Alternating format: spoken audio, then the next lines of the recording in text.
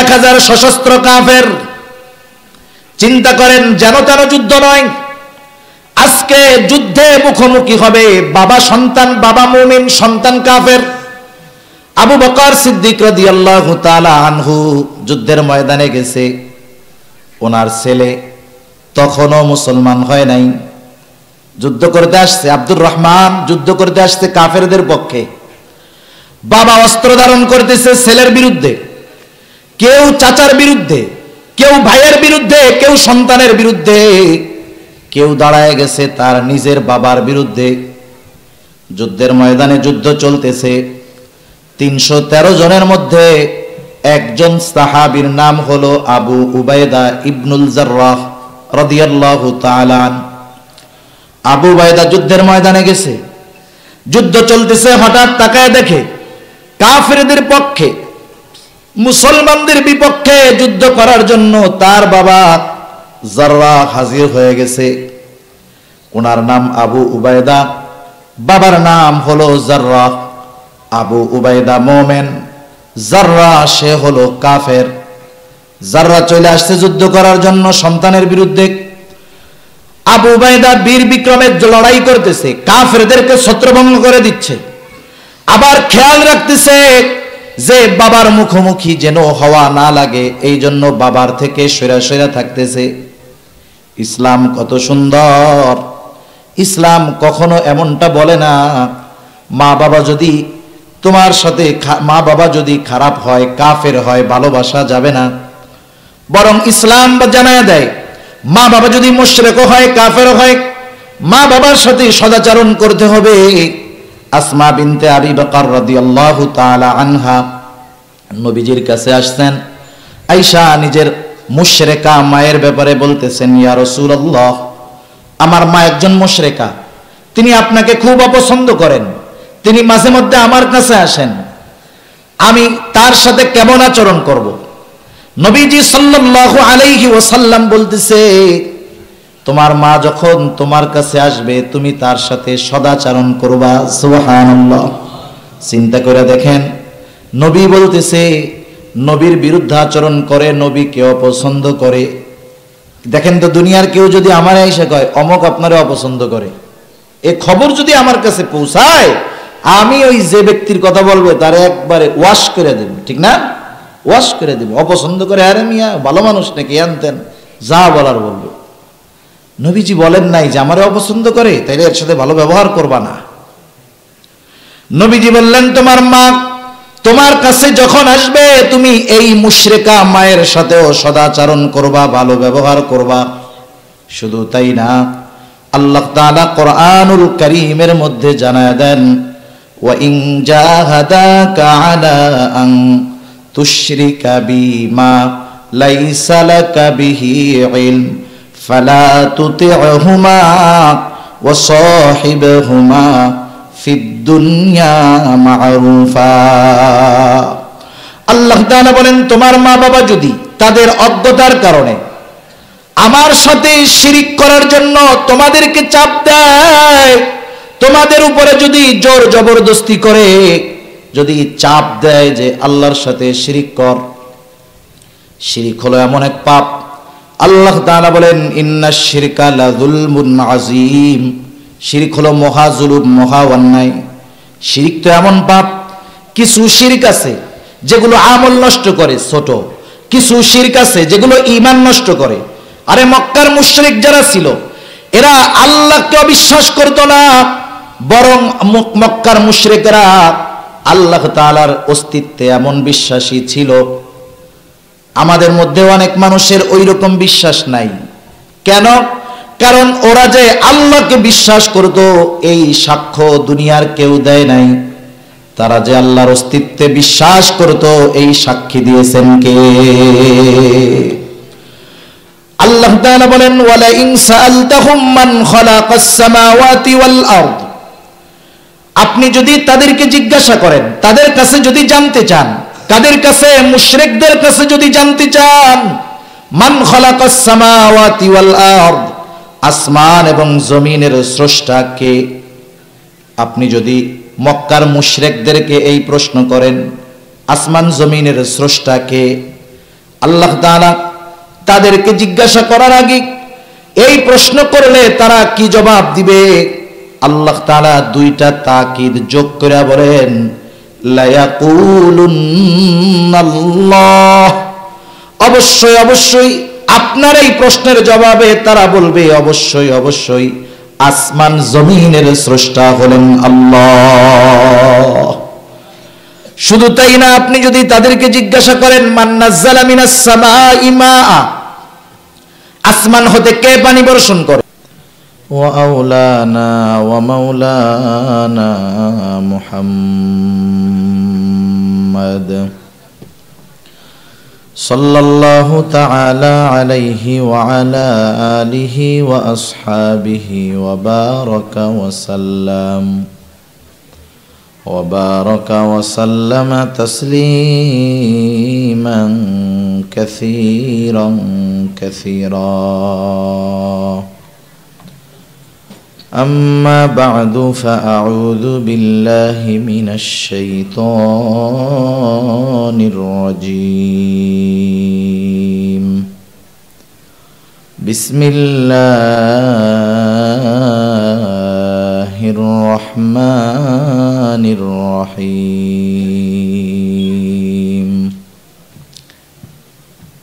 استحوذ عليهم الشيطان فأنساهم ذكر الله أولئك حزب الشيطان ألا إن حزب الشيطان هم الخاسرون. إن الذين يحادون الله ورسوله أولئك في الأذلين. كتب الله لأغلبن أنا ورسلي إن الله قوي عزيز. لا تجد قوما يؤمنون بالله واليوم الآخر يوادون من حاد الله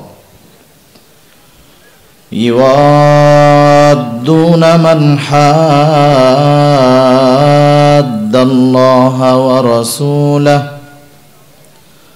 ولو كانوا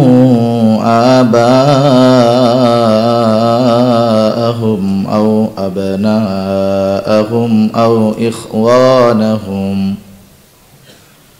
أو إخوانهم أو عشيرتهم أولئك كتب في قلوبهم الإيمان وأيدهم بروح منه ويدخلهم جنات تجري من تحتها الأنهار خالدين فيها رضي الله عنهم ورضوا عنه أولئك حزب الله ألا إن حزب الله هم المفلحون. صدق الله العلي العظيم. আমরা মুহাব্বতের সাথে দুরূদ শরীফ পাঠ করি। اللهم صل على محمد وعلى آل محمد كما صليت على إبراهيم وعلى آل إبراهيم إنك حميد مجيد. اللهم بارك على محمد وعلى آل محمد كما باركت على إبراهيم وعلى آل إبراهيم إنك حميد مجيد আল্লাহর মোহাব্বতে একটু জিকির করি লা ইলাহা ইল্লাল্লাহ লা ইলাহা ইল্লাল্লাহ। ভাই আওয়াজটা একটু চিকন করেন, শক্ত করেন আওয়াজটা। লা ইলাহা ইল্লাল্লাহ লা ইলাহা ইল্লাল্লাহ লা ইলাহা ইল্লাল্লাহ মুহাম্মাদুর রাসূলুল্লাহ সাল্লাল্লাহু আলাইহি ওয়াসাল্লাম। আলহামদুলিল্লাহ, ঐতিহ্যবাহী নারায়ণগঞ্জ জেলার অন্তর্গত সোনারগাঁ থানাধীন বাটিবন্দর মিফতাহুল উলুম মাদ্রাসা এর উদ্যোগে আয়োজিত 2 দিনব্যাপী ইসলামী মহাসম্মেলনের প্রথম দিবসের সম্মানিত শ্রদ্ধেয় সভাপতি, আমন্ত্রিত প্রধান অতিথি, বিশেষ অতিথিবৃন্দ সহ সম্মানিত শ্রদ্ধেয় উলামায়ে কেরাম, সামনে উপস্থিত মুরব্বিয়ানে কেরাম, সমবয়সী যুবক বন্ধু, স্নেহের ছোট ভাই এবং পর্দার অন্তরালে অবস্থানরতা সম্মানিতা শ্রদ্ধেয়া মা ও বোন, দয়াময় আল্লাহ রাব্বুল আলামিনের দরবারে অগণিত শুকর যে মহান মালিক আমাদের হায়াতে বরকত দিয়ে সুস্থ রেখে বিজ্ঞ উলামায়ে কেরামের জবান থেকে এতক্ষণ পর্যন্ত গুরুত্বপূর্ণ কথা শ্রবণ করবার, আমাকেও আপনাদের খেদমতে কিছু কথা বলার, কিছু কথা মুজাকারা করার তৌফিক যে মহান মালিক দান করেছেন, সে মহান মনিবকে খুশি করার জন্য মোহাব্বতের সাথে জবান খুলে অন্তর থেকে আমরা একবার কালিমাতুশ শুকর পাঠ করি আলহামদুলিল্লাহ। অগণিত দুরূদ ও সালাম সৈয়দুল আম্বিয়া, আশরাফুল আম্বিয়া, খাতামুল আম্বিয়া, রহমাতুল লিল আলামিন মুহাম্মাদুর রাসূলুল্লাহ সাল্লাল্লাহু আলাইহি ওয়াসাল্লামের উপর। আমি পবিত্র কোরআনুল কারীমের সূরা মুজাদালার শেষের দিক থেকে কয়েকটা আয়াত আপনাদের খেদমতে তিলাওয়াত করেছি। আল্লাহ তাআলার কাছে তৌফিক চাই, আল্লাহ তাআলা কিছু কথা বলার তৌফিক দেন, যে কথাগুলো আমাদের সবার দুনিয়া এবং আখিরাতের জন্য কল্যাণকর হয়। সকলে বলি আমিন।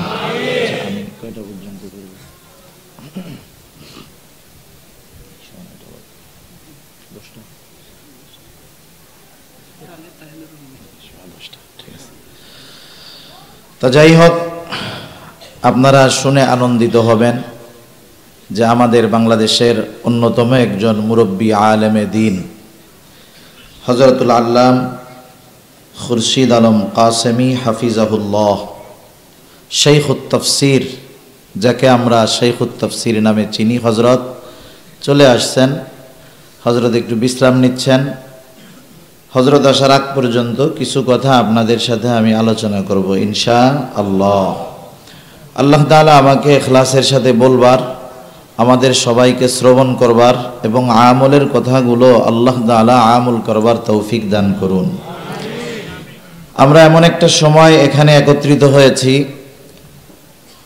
হয়তো এই মুহূর্তে গাজার মাজলুম মুসলমানেরা অপেক্ষা করতেছে কোন সময় ইসরায়েলের নিক্ষিপ্ত বোমা, তাদের ফাইটার থেকে তাদের উপরে বোমার আঘাত করা হবে। এক কথায় বলতে গেলে তারা শাহাদাতের জন্য অপেক্ষা করতেছে, প্রহর গুনতেছে, ঠিক কিনা বলেন?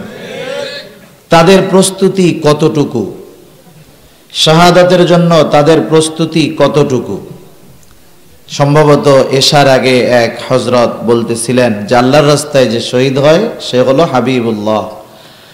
বাবা তার সন্তানকে এই কবিতা শিখাইতেছে। আমরা তো শিখাই হাট্টিমা টিম টিম, তারা মাঠে বাড়ে ডিম, তাদের খাড়া 2টা শিং। এই অস্তিত্ব জীবনে আছে? আমরা আমাদের সন্তানদের জীবনের শুরু থেকে নিয়ে ওই কচি মনে মিথ্যার বীজ বপন করে দিচ্ছি। আর ওইদিকে মাজলুম মুসলমানেরা তাদের কচি নাবালক শিশুদের অন্তরে আল্লাহর রাস্তায় জীবন উৎসর্গ করার বীজ বপন করে দিচ্ছি, ঠিক কিনা বলেন? সেজন্য অনেকে বলে যে গোটা দুনিয়াতে পুরুষ কাপুরুষ হয়, আর গাজায় মারা সুপুরুষ বীর পুরুষের জন্ম দেয়, ঠিক কিনা বলেন? আফসোসের সাথে বলতে হয় যে তারা অপেক্ষমান। শুধু তাই না, তাদের প্রস্তুতি আরো কত। আপনারা হয়তো দেখেছেন ছোট ছোট বাচ্চারা তাদের গায়ে নিজেদের নাম পরিচয় লিখে রাখতেছে। কেন? কারণ যখন বোমার আঘাতে, অস্ত্রের আঘাতে বোমা বর্ষণ যখন কোথাও হয়, না চেহারার অস্তিত্ব থাকে, অনেক সময় দেহ তো ছিন্ন বিচ্ছিন্ন হয়ে যায়। যদি ওই অংশটুকু অবশিষ্ট থাকে, আশা করা যায় চেহারাও যদি না দেখা যায়, ওই লেখাটা দেখে তার দেহটা আইডেন্টিফাই করা যাবে, বাছাই করা যাবে যে এটা অমকের ছেলে অমক। এভাবে ছোট বাচ্চারা তাদের জীবন উৎসর্গ করার জন্য প্রস্তুত হয়ে যাচ্ছে। আর আমরা তো এই সময় বসে খুব নিরাপত্তার মধ্যে আমরা আছি। এজন্য যুদ্ধের ময়দানে হয়তো আমরা আমাদের ইচ্ছা থাকার পরেও অপারগতার কারণে যাইতে পারতেছি না। কিন্তু বাস্তবতা হলো, আল্লাহর রাস্তায় যারা জিহাদ করে, দ্বীনের জন্য যারা লড়াই করে, এই লড়াইয়ে বিজয় শুধু সংখ্যা এবং সামরস্ত্রের জোরে হয় না। যেমন বদরের যুদ্ধে রাসূল আকরাম সাল্লাল্লাহু আলাইহি ওয়াসাল্লাম 313 জন নিয়ে গেছেন। এমনও নয় যে 313 জনের কাছে চড়ার জন্য ঘোড়া আছে বাহন হিসাবে, এমনও না। আবার প্রত্যেকের কাছে তলোয়ার আছে, ঢাল আছে, তীর ধনুক আছে, বিষয়টা এমনও নয়। হয়তো 100 তলোয়ার ছিল আর কয়েকজনের কাছে ঘোড়া ছিল। প্রচন্ড গরম, রোজা রেখে মরুভূমির উত্তপ্ত বালিতে খালি পায়ে হেঁটে 1000 সশস্ত্র কাফেরের বিরুদ্ধে মুসলমানদের বিজয় অস্ত্র এবং সংখ্যার কারণে আসে নাই, ঠিক কিনা বলেন? বদরের যুদ্ধ চলতেছে, রাসূল আকরাম সাল্লাল্লাহু আলাইহি ওয়াসাল্লাম আল্লাহ তাআলার কাছে রোনাজারি করতেছেন। এত পরিমাণ নবীজি কান্না করছেন, দোয়া করছেন।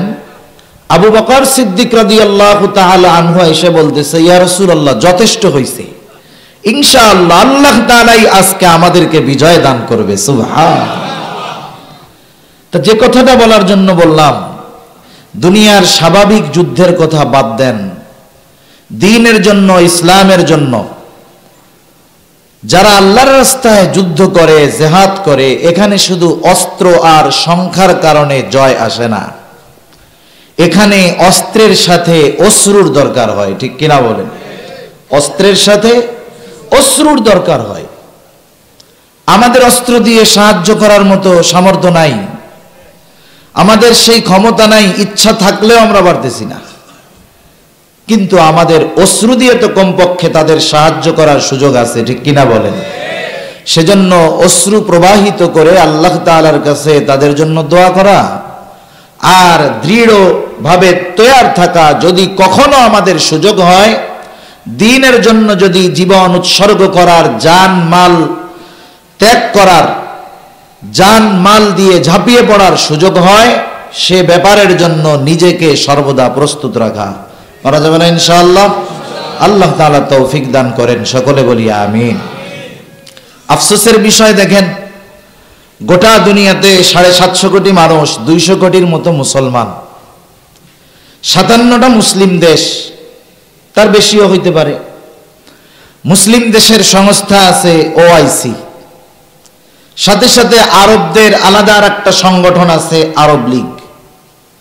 আমাদের ওআইসি আছে, আরব লীগ আছে, 200 কোটি মুসলমান আছে, আমাদের মোহাম্মদ বিন সালমান আছে, এরদোয়ান আছে, কিন্তু মাজলুম মুসলমানদের সাহায্য করার মতো একজন হাজ্জাজ বিন ইউসুফ নাই। এক হাজ্জাজ বিন ইউসুফ জালেম, তার জুলুমের ফিরিস্তি যদি বর্ণনা করা হয়, রাতের পর রাত কেটে যাবে। কত সাহাবীদের সে নির্দয়ভাবে, নির্বিচারে শহীদ করে দিয়েছে। এই হাজ্জাজ বিন ইউসুফও ভারতীয় উপমহাদেশ থেকে যখন এক মজলুম নারীর আর্তনাদ তার কানে পৌঁছায় গেছে, এই হাজ্জাজ বিন ইউসুফের মতো জালেম একজন মজলুম নারীর আর্তনাদের কারণে মুহাম্মদ বিন কাসেমকে পাঠিয়ে দিয়েছে। আর মুহাম্মদ বিন কাসেম সিন্ধু বিজয় করেছে, মজলুম নারীকে উদ্ধার করেছে, উপমহাদেশে ইসলামের পতাকা উড্ডয়ন করেছে, ঠিক কিনা বলে? হায় হায়, সৌজ বীর্যের জন্য, দুনিয়াতে বাদশাহী করার জন্য, এই দুনিয়ার পরিচালনার জন্য যে বিষয় বস্তুগুলো দরকার আল্লাহ তাআলা মুসলমানদের দিয়েছে। এ দুনিয়ার অর্থনীতির চাকা চলে খনিজ পদার্থের দ্বারা। একটা হলো স্বর্ণ আর তেল। গোটা দুনিয়ার অর্থনীতির নির্ধারণ হয় স্বর্ণের মাধ্যমে। যেই দেশের কাছে যত স্বর্ণ মজুদ আছে দুনিয়াতে, সেই দেশ তত বড় ধনী। যেই দেশের কাছে আল্লাহর দেওয়া নেয়ামত অফুরন্ত তরল স্বর্ণ, যাকে তেল বলা হয়, যাদের কাছে আছে তাদের পৃথিবীতে তারা অর্থনীতির শীর্ষে অবস্থান করা দেশ তারা। আল্লাহ তাআলা দুটো জিনিসই মুসলমানদের দিয়েছিলেন, কিন্তু এই দুটো জিনিস পাওয়ার পরেও আমরা মুসলমানদের অবস্থা কি?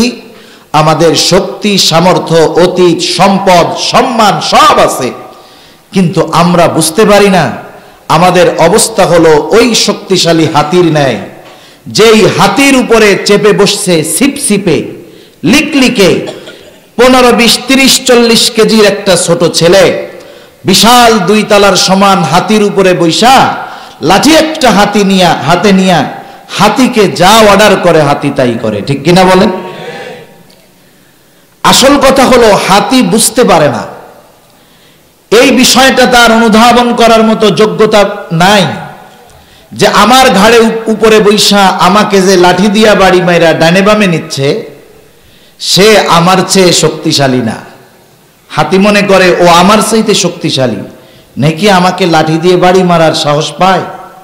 হাতি যদি এই জিনিসটা বুঝতে পারত, আমার ঘাড়ের উপরে বৈশা আমাকে যে পরিচালনা করে, ওকে বেশি 1 মিনিটও লাগবে না, সুট দিয়ে পেঁচায়া এক চাপ দিলে আলু ভর্তা হয়ে যাবে।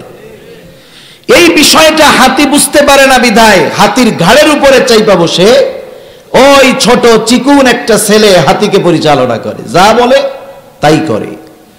আমাদের গোটা দুনিয়ার কিছু মুসলমানদের উপরে শয়তান চাইপা বসছে। শয়তান চেপে বসার কারণে ও মনে করতেছে আমার চাইতে শক্তি, সামর্থ্য, যোগ্যতা সব দিক দিয়ে মনে হয় ওদের যোগ্যতা বেশি। এজন্য ওরা যেভাবে চালায়, মুসলিম উম্মার তথাকথিত নেতৃত্ব দানকারী কিছু মানুষেরা তাদের কথা মতো চলে। মনে রাখতে হবে, শয়তান যে তার দলে একা তা না, শয়তান তার দলভুক্ত কিছু মানুষকেও করে নিছে। তো অনুরূপভাবে পশ্চিমা বিশ্ব, মুসলিম বিশ্বের মুসলমান নেতৃবৃন্দের ঘাড়ের উপরে ওই রকম চাইপা বসছে, চাইপা বৈশা তাদেরকে যা বলে তাই করে। একটু চিন্তা করে দেখেন, এক একটা বোমা মারা হয়, নির্বিচারে মুসলমানদের মারা হয়, দৈনিক শত শত হাজার হাজার মাসুম বাচ্চারা মারা যায়, বৃদ্ধ নারী পুরুষ মারা যায়। অথচ দুনিয়ার অন্য কোথাও যদি একটা মানুষ নয়, একটা পশুও যদি কোনো কারণে হত্যা হয়, তাহলে মানবাধিকার সংগঠনগুলো মানবের অধিকার বাদ দিয়ে কুকুরের অধিকার নিয়ে লাফায়া ওঠে, ঠিক কিনা বলেন? আপনি জানেন কি জানেন না আমি জানি না, গাজার মুসলমানদেরকে বলা হয়েছে অ্যানিম্যাল হিউম্যান। তার মানে এই মানুষগুলোকে পশু উপাধি দিয়ে ইসরায়েলকে হামলা করার জন্য বারবার তারা উস্কানি দিচ্ছে, হামলা করো, অসুবিধা নাই, এরা মানুষের মতো দেখা গেলেও মানুষ না, এদেরকে বলা হচ্ছে চতুষ্পদ জানোয়ারেরা, মেরে ফেলো, নাউজুবিল্লাহ। আর 200 কোটি মুসলমানের স্লোগান আমরা দিচ্ছি, কোনো লাভ নাই। কোনো লাভ আছে? কোনো লাভ নাই। কারণ এগুলো সব শয়তান এবং শয়তানের অনুসারীরা ওদের গাড়ের উপরে চাইবা বসছে। এজন্য নামকাওয়াস্তে নিন্দাবাদ জ্ঞাপন করেই শেষ। একটু চিন্তা করে দেখেন, এই ধরনের গুরুত্বপূর্ণ ইস্যুতে, যেখানের সাথে আমাদের আত্মার সম্পর্ক, ঈমানের সম্পর্ক, এই ধরনের ইস্যুতে যদি মুসলিম উম্মাহ একত্রিত না হতে পারে, এর চাইতে বড় দুর্ভোগ আর কিছুই হতে পারে না, ঠিক কিনা বলেন? সেজন্য আমরাও দোয়া করি, আল্লাহ তাআলা বিশ্ব মুসলিমের নেতৃত্বে যারা আছেন, আল্লাহ তাআলা এদেরকে সহি বুঝ দান করেন, সকলে বলি আমিন। আল্লাহ তাআলা ফিলিস্তিনের মুসলমানদেরকে বিজয় দান করেন, সকলে বলি আমিন। তাহলে এ দুনিয়াতে আল্লাহ তাআলা জানায় দিয়েছেন, দুনিয়ার মানুষ যত দলে যত মতে বিভক্ত হোক না কেন, আল্লাহ তাআলা জানায় দিয়েছেন যে দুনিয়ার মানুষ মূলত দুইটা দলে বিভক্ত। কয়টা দলে? দুইটা দলে। আমাদের দেশে অনেক রাজনৈতিক দল আছে, কতগুলা দল আছে, এই দলের কথা নয়। মূলত আল্লাহ তাআলা বলছেন গোটা দুনিয়ার মানুষ দুইটা দলে বিভক্ত। শুধু তাই না, পরকালেও মানুষ দুই দলে বিভক্ত হবে। আল্লাহ তাআলা বলেন ফারিকুম ফিল জান্নাহ ওয়া ফারিকুম ফিস সাঈর, একটা দল হবে জান্নাতি আর একটা দল হবে জাহান্নামী। দুনিয়াতে দুইটা দল, কারা? আল্লাহ তাআলা বলেন একটা হলো শয়তানের দল আর একটা হলো আল্লাহ তাআলার দল। শয়তানের দলের কারা? আল্লাহ তাআলা যে আয়াত থেকে আমি তিলাওয়াত করেছি সে জায়গায় অল্প কিছু পরিচয় আল্লাহ তাআলা শয়তানের দলের যারা, তাদের পরিচয় আল্লাহ তাআলা দিয়েছেন। আল্লাহ তাআলা বলেন ইস্তাহওয়াযা আলাইহিমুশ শাইতানু ফাআনসাহুম যিকরাল্লাহ উলাইকা হিজবুশ শাইতান আলা ইন্না হিজবাশ শাইতানি হুমুল খাসিরুন। আল্লাহ রাব্বুল আলামিন বলেন ইস্তাহওয়াযা আলাইহিমুশ শাইতানু ফাআনসাহুম যিকরাল্লাহ। আল্লাহ তাআলা জানায় দেন তাদের কাঁধের উপরে, ঘাড়ের উপরে শয়তান চেপে বসেছে, তাদের নিয়ন্ত্রণ শয়তান তার হাতের মধ্যে নিয়ে নিয়েছে। আপনারা হয়তো মাঝে মধ্যে পত্রিকার খবরে দেখে থাকেন, মোবাইলে যারা খবর দেখেন তারাও দেখে থাকবেন, হয়তো এক ধরনের মাদক সমাজের মধ্যে বের হয়েছে। অনেক সময় প্রশাসন থেকে সতর্ক করা হয়, কেউ যদি আপনাকে অপরিচিত কোনো ব্যক্তি কোনো কাগজ অথবা চিঠি পড়ার জন্য দেয়, সাবধান, আপনি পড়বেন না। কারণ কি? ওই কাগজের সাথে এমন কেমিক্যাল দেওয়া আছে, এমন মাদক দেওয়া আছে, ওটার ঘ্রাণ নাকে যাওয়ার সাথে সাথে আপনার সব নিয়ন্ত্রণ তার হাতে চলে যাবে, আপনি তার দ্বারা নিয়ন্ত্রিত হয়ে যাবেন। এরকম ঘটনা আমাদের দেশে অনেকগুলা ঘটছে। ওই লোকটাকে ঘরের মধ্যে ফালায় দিয়া বলতেছে হাতের ঘড়িটা খুলে দাও, সে একেবারে নির্বিঘ্নে হাতের ঘড়ি খুলে দেয়। মোবাইল দিয়া দাও, দিয়া দেয়। মানি ব্যাগ দিয়া দাও, দিয়া দেয়। টাকা পয়সা যা আছে সব দিয়া দেয়। কেন? ওই মাদকের ঘরে সে এমন অবস্থা হয়ে গেছে, ওই মুহূর্তে তাকে যা আদেশ করা হবে সে তাই করবে। শয়তানও একদল মানুষের কাঁধের উপরে বৈশা তাদের নিয়ন্ত্রণ এমন ভাবে নিয়ে নিয়েছে যে শয়তান তাদেরকে আল্লাহর স্মরণ থেকে গাফেল বানায় দিয়েছে, যার কারণে শয়তান দুনিয়াতে তাদের যা বলে, যা করতে বলে, কোনো চিন্তা ভাবনা ছাড়াই তারা সেইগুলো করতে থাকে। তাদেরকে যদি বলে তুই মুসলমানদের মার, কোনো চিন্তা করবে না, মারতে থাকবে। ইসলামের বিরুদ্ধে আচরণ কর, ইসলামের বিরুদ্ধে বল, মাদ্রাসার বিরুদ্ধে বল, উলামায়ে কেরামের বিরুদ্ধে বল, সে পিছু হটে না, বলতেই থাকে। এই বলার কারণ হলো তার নিয়ন্ত্রণ নিয়ে নিয়েছে শয়তান। সে আল্লাহকে ভুলে গেছে, আখিরাতকে ভুলে গেছে, আল্লাহর আদেশ নিষেধ ভুলে গেছে। আল্লাহ তাআলা বলেন শুইনা নাও, যাদের কাঁধে শয়তান সাওয়ার হইয়া আল্লাহকে ভুলায়া দিল, এই মানুষগুলোই হলো হিজবুশ শাইতান, এরাই হলো শয়তানের দলের লোক, শয়তানের অনুসারী। আর আল্লাহ তাআলা বলেন আলা ইন্না হিজবাশ শাইতানি হুমুল খাসিরুন। শয়তানের দলের অনুসারী যারা, আল্লাহ তাআলা বলেন তারা ক্ষতিগ্রস্ত। আল্লাহ তাআলা ক্ষতিগ্রস্ত বললেন মানে টাকা পয়সার ক্ষতি এমনটা নয়, স্বাস্থ্যের ক্ষতি এমনটা নয়, বরং আল্লাহ তাআলা যাকে ক্ষতিগ্রস্ত বলেছে তার ক্ষতিটা হবে চিরকালের ক্ষতি, অনন্তকালের ক্ষতি। সেই জন্য শয়তানের দলের অনুসারী যারা, তাদের ক্ষতি হলো তারা অনন্তকাল জাহান্নামের বাসিন্দা হিসাবে থাকবে। শুধু তাই না, আল্লাহ তাআলা আবার নিজের দলের লোকের কথাও জানায়া দিয়েছেন। আর যারা দুনিয়াতে আল্লাহ এবং রাসূল তার ব্যাপারে বিদ্বেষী হবে, আল্লাহ রসুলের সাথে দুশ্মনী শত্রুতা পোষণ করবে, আল্লাহ তাআলা বলেন তারা লাঞ্ছিত হবে, অপমানিত হবে। তার মানে শয়তানের দলের পরাজয় সুনিশ্চিত।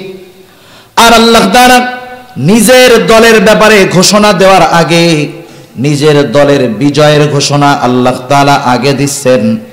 এজন্যই আল্লাহ তাআলা বলেন কাতাবাল্লাহু লাআগলিবান্না আনা ওয়া রুসুলি। আল্লাহ তাআলা বলেন কাতাবাল্লাহ, আল্লাহর দলের বিজয় আল্লাহ তাআলা এটা লিখে রাখছেন। আল্লাহ তাআলা বলেন বিজয় হবে আনা ওয়া রুসুলি, আমার এবং আমার রাসূলগণের বিজয় আল্লাহ তাআলা এটা লিখে রাখছেন। আল্লাহ তাআলা তার দলের কারা এই ঘোষণা দেওয়ার আগে জানায় দিলেন আমার দলের লোক হবে যারা, এদের জয়ের মালা এদের গলায় উঠবে, কোনো সন্দেহ নাই। আল্লাহর দলভুক্ত হতে পারলেই জয় নিশ্চিত। যেমন মনে করেন ফিলিস্তিনের মধ্যে বোম মাইরা ইসরায়েলেরা বোম মেরে মেরে হাজার হাজার নিরীহ মানুষকে হত্যা করে ফেলতেছে, শহীদ করে ফেলতেছে। হয়তোবা ইসরায়েল দখল দিতে দিতে গোটা গাজা দখল দিয়া দিবে, হয়তোবা হতে পারে ইসরায়েল গোটা ফিলিস্তিন দখল দিয়া দিবে। বাইতুল মুকাদ্দাসের সম্মান রক্ষার্থে, মসজিদুল আকসার সম্মান রক্ষার্থে হয়তো সব ফিলিস্তিনিরা তাদের জীবনকে দিয়ে দিবে।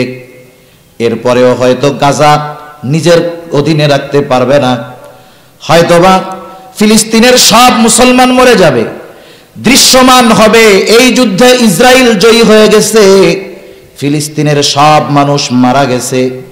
বলেন তো ফিলিস্তিন যদি হাত ছাড়াও হয়ে যায়, ফিলিস্তিনের সব মানুষেরা যদি মসজিদুল আকসার মহব্বতে, বাইতুল মুকাদ্দাসের মহব্বতে যুদ্ধ করে জীবন দিয়ে দেয়, কিন্তু ফিলিস্তিন হাত ছাড়া হয়ে যায়, বলেন তো এই লোকগুলো মরে যাবে ঠিক, কিন্তু পরাজিত হবে নাকি?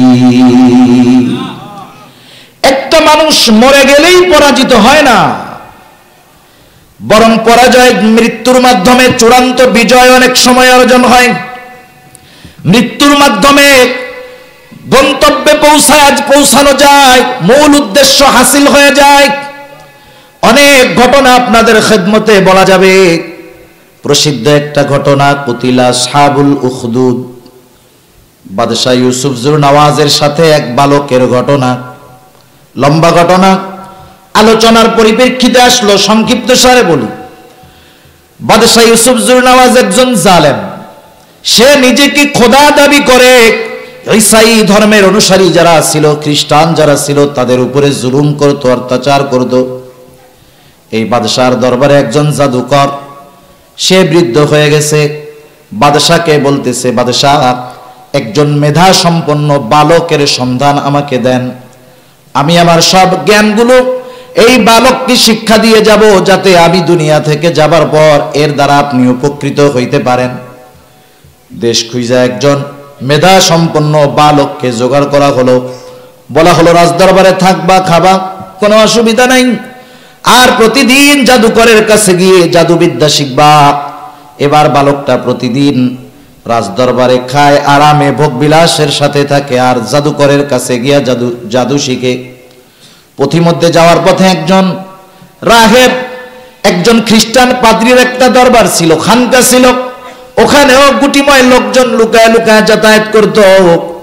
বালক একদিন চিন্তা করলো এইখানে লোকজন কেন যায়। এইবার বালকটাও ওই পাদ্রীর কাছে একদিন গেছে। মোট কথা যার যেই কাজ, সে মানুষের পাইলে সেই কাজের কথাই বলে, ঠিক না? দেখবেন যারা আল্লাহর রাস্তায় দাওয়াত দেয়, দাওয়াত ও তাবলীগের মেহনত করে, কিছু মানুষ যখন দেখে ওই আল্লাহর বান্দা আসতেছে, দৌড় দিয়ে আর এক জায়গায় চলে যায়। কেন যায়? বলে এই যে আসতেছে, আইসাই বলবে, ইমান ইয়াকিনের কথা শোনাবে, আইসাই নামাজের কথা বলবে, সুন্নাতের উপরে চলতে বলবে। বালকটা ওই জায়গায় গেছে, স্বাভাবিক পাদ্রীর সাথে বালকের কথোপকথন হলো। এইবার পাদ্রীও বালকটাকে তাওহীদের দাওয়াত দিল। বালকের পাদ্রীর কথাগুলো অন্তরে ধরছে। যাই হোক, লম্বা কথা, এক সময় বালক পাদ্রীর উপরে, পাদ্রীর ধর্মের উপরে পূর্ণভাবে আকৃষ্ট হয়ে গেছে। কিন্তু এরপরেও জাদুকরের কাছে যাতায়াত করে, কিন্তু অন্তরের মধ্যে তাওহীদের বীজ বপন হয়ে গেছে। একদিন রাস্তা দিয়ে চলতেছে বালক, দেখে রাস্তার ভিতরে একটা বাঘ বসে আছে। মানুষ ভয়ে এই বাঘের পাশ দিয়ে যাতায়াত করতে পারতেছে না। বালকটা চিন্তা করলো, পাদ্রীর তো বহুত ওয়াজ শুনলাম, আজকে এই ওয়াজটা আমলে পরিণত করার সুযোগ, পরীক্ষার সুযোগ। হাতের মধ্যে একটা পাথর নিয়ে বলতেছে, পাদ্রীর ধর্ম যদি সত্য হয়, এই পাথরের আঘাতে জানি বাঘ মারা যায়। এই কথা বইলা পাথর হাতে নিয়ে বিসমিল্লাহ বইলা পাথরটা যখন বাঘের দিকে মারলো, আঘাত লাগার সাথে সাথে বাঘটা দুনিয়া থেকে শেষ, মরে গেছে। বলেন তো, এই দৃশ্য দেখবার পর, এই ঘটনাটা ঘটবার পর বালকের অন্তরে আল্লাহর প্রতি ঈমান, আল্লাহর প্রতি বিশ্বাস বাড়বে নাকি কমবে? এইবার এই ঘটনা বালকটা গিয়া যখন পাদ্রীকে বলছে, পাদ্রী বলতেছে, বালক তুমি তো কামালাত অর্জন করে ফেলছো, তুমি তো কামেল মুমিন হয়ে গেছো, এখন তোমার উপরে মুসিবত আসবে, পরীক্ষা আসবে, সাবধান। পরীক্ষায় যদি পড়ে যাও, মুসিবতে যদি পড়ে যাও, তাইলে আমার কথা বইল না। আরে কখনো যদি কেউ আতর লাগায়, এই আতর দেখা তো লাগে না, ঘ্রাণ তো এমনিই ছড়িয়ে যায়, ঠিক কিনা বলেন? তাওহীদের ঘ্রাণ তো এমন এক ঘ্রাণ, এই ঘ্রাণ আটকায় রাখা যায় না। ঈমানের ঘ্রাণ এমন এক ঘ্রাণ, এটা আটকায় রাখা যায় না। এইবার ওই রাজ দরবারে একজন উজির ছিল, অন্ধ, যে চোখে দেখে না, জন্মান্ধ। ওই বালকের সাথে তার বড় খাতির। বালক বলতেছে, তোমার চোখটা কিন্তু ভালো করে দেওয়া যাবে। কে ভালো করবে? বলে আল্লাহ ভালো করবে। তুমি যদি আল্লাহর প্রতি ঈমান আনো, তাহলে আল্লাহ তাআলা তোমার চোখ ভালো করে দিবে। বালক তার জন্য দোয়া করলো, চোখটা ভালো হয়ে গেল। পরের দিন এই উজির যখন রাজ দরবারে গেছে, এতকাল তো চোখে দেখে না, আজকে চোখে দেখতেছে। বাদশা জিজ্ঞাসা করে, তোমার চোখকে ভালো করলো? উজির ইমানদার, জবাব দিছে, আমার আল্লাহ আমার চোখ ভালো করছে। এবার বাদশাহ বলে, আমি হলাম তোর আল্লাহ, আমি তোর খোদা, আমি তো চোখ ভালো করি নাই, বল আমি ছাড়া তোর কোন খোদা আছে বল। এইবার বাদশাহ উজিরের উপরে জুলুম শুরু করে দিল। উজির ওই বালকের কথা বইলা দিল যে বালকের হাত ধরে আমি ঈমান এনেছি। এবার বাদশাহ বুঝতে পারলো, আমাদের গ্রামের ভাষায় বলে দুধ কলা দিয়া ঘরের মধ্যে সাপ পুষছি আমি। এই বালকই তো আমার খোদাইয়ের বিরুদ্ধে দাঁড়ায় যাবে, আমার খোদাই দাবির বিরুদ্ধে দাঁড়ায় যাবে। এখন তো আমার ঘরে সবচাইতে বড় শত্রু আমার। আল্লাহ তাআলা যদি চান শত্রুর ঘরে লালন পালন করতে পারে, এর উপমা একটা নয়, অনেক আছে। মুসা আলাইহিস সালামকে ফেরাউনের ঘরে আল্লাহ তাআলা লালন পালনের ব্যবস্থা করে দিয়েছেন।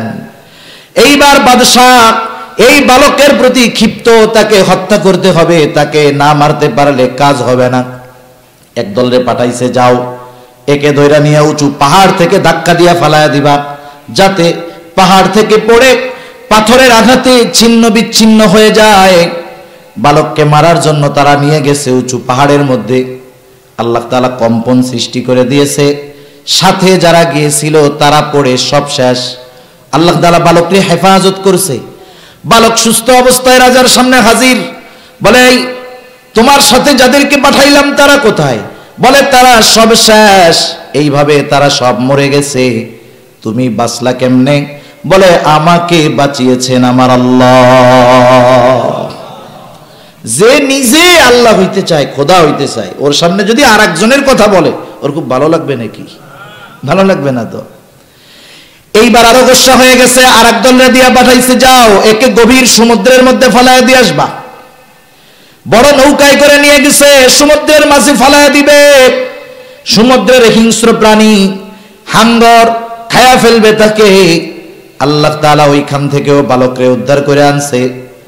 যারা মারতে গেছে সবগুলো শেষ। সুস্থ অবস্থায় বালক বাদশার সামনে হাজির। বলে, যাদেরকে পাঠাইলাম তারা কোথায়?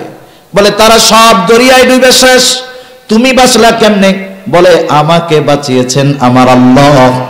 বাদশার রাগ হয়ে গেছে। বালক এবার বলতেছে, বাদশাহ তুমি যদি আমারে মারতে চাও, তুমি পারবা না, আমার আল্লাহ আমাকে বাঁচাবে, তবে আমি তোমারে কিছু কাজ শিখায় দেই, কিছু কথা বইলা দেই, তুমি যদি সেই পদ্ধতি অবলম্বন করো তোমার মনের আশা মিটা যাবে। এদিক দিয়া সারা দেশের মানুষের কানে পৌঁছায় গেছে যে এক বালকের সাথে বাদশার এমন লড়াই, বাদশা চেষ্টা করেও বালকরে কিছু করতে পারতেছে না। সারা দেশের ভাইরাল আলোচনা হয়ে গেছে এটা আর কি। বাদশা বলতেছে, বলো কেমনে তোমারে মারা যায়, তুমি কয়ে দাও। বালক এবার বলে, শোনো, নির্ধারিত দিনে সারা দেশের সব মানুষকে তুমি খবর দিবা, একত্রিত করবা, এক জায়গায় করবা, এক ময়দানের মধ্যে। সব মানুষ যখন উপস্থিত হবে, আমি থাকবো, তোমার জল্লাদ আমাকে তীর নিক্ষেপ করবে আমার গায়ে। তবে শর্ত হইল, তীর নিক্ষেপ করার সময় বলবে বিসমিল্লাহি রব্বিল গোলাম। এই কথা বলে যদি আমার গায়ে তীর নিক্ষেপ করে আমি মারা যাব, তোমার মনের বাসনা আশা পূরণ হয়ে যাবে। মানুষ যখন প্রতিশোধ পরায়ণ হয়ে যায়, মানুষ যখন হিংস্রতার চূড়ান্ত পর্যায়ে পৌঁছায়া যায়, আগ পিছ সে কিছুই ভাবে না। এই কাজটা করলে তার কি ক্ষতি হইতে পারে, এই কাজটা করলে তার কি লাভ হইতে পারে, এটা সে ভাবে না। সে প্রতিশোধ পরায়ণ হয়ে উঠে। যেমন দেখেন মুসা আলাইহিস সালামের জন্য, বনি ইসরাইলের জন্য আল্লাহ তাআলা দরিয়া দুই দিকে সরায় দিয়া রাস্তা করে দিয়েছে। এই রাস্তা ছিল বনি ইসরাইলদের জন্য নিরাপদ এক রাস্তা। একই রাস্তা অনেকের জন্য নিরাপদ, অনেকের জন্য বিপদ। কিন্তু ফেরাউন আর তার বাহিনী এটা মনে করে নাই। প্রতিশোধের নেশায় যখন ওই রাস্তা দিয়া সামনে অগ্রসর হয়ে গেছে, যেই রাস্তা দিয়া আল্লাহ তাআলা বনি ইসরাইলদেরকে জালেম ফেরাউনের হাত থেকে উদ্ধার করেছেন, ওই রাস্তায় যখন ফেরাউন তাদের পেছনে ধাওয়া করছে, আল্লাহ তাআলা ওই রাস্তার মধ্যে আসার কারণে ফেরাউনকে তার সৈন্য সামন্ত সহ দরিয়ায় ডুবায়া শেষ করে দিয়েছে। আপিস ভাবে নাই কিছু, প্রতিশোধের নেশা, যে এরে যদি মারতে পারি তাহলে তো আমার রাস্তা ক্লিয়ার হয়ে গেল। এজন্য অনেকে মনে করে এরে যদি জেলখানায় আটকায় রাখি রাস্তা ক্লিয়ার। আছে না নাই? কিন্তু বুঝতে হবে বিষয়টা এমন নয়, বিষয়টা কিন্তু এমন নয়। আরে আমাদের দেশের স্বাধীনতার স্থপতি বঙ্গবন্ধুর কথাই বলি, পাকিস্তানিরা আটকায় রেখা দেশ স্বাধীন ঠেকায় রাখতে পারছে। আরে গোটা দুনিয়ায় ওলামা একরামকে ঠেকায় রেখা ইসলামকে কি নেভানো যায়? ইসলামকে নেভানো যায় না। মনে রাখবেন, বঙ্গবন্ধু ময়দানে আসে নাই, কিন্তু স্বাধীনতার ভূমিকা তার আছে না নাই? এক বক্তব্য, এটাকে স্বাধীনতার বীজ বইলা বলা হয়।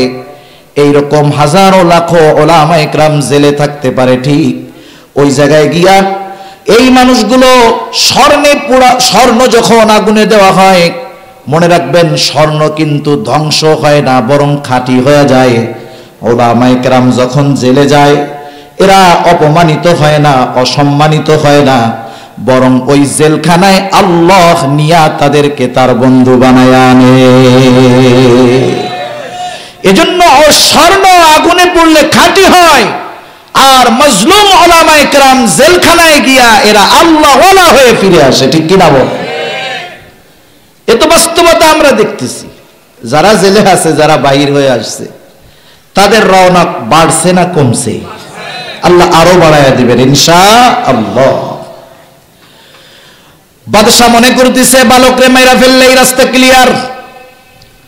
এইবার ঘোষণা করে দিয়েছে, কেউ ঘরে থাকা যাবে না, সবাই আসবা ময়দানে, এই ঘটনা ঘটবে। নির্ধারিত দিনে বুড়া নাই গুড়া নাই, সন্তানকে, দুগ্ধপোষ্য সন্তানকে নিয়ে মাও হাজির।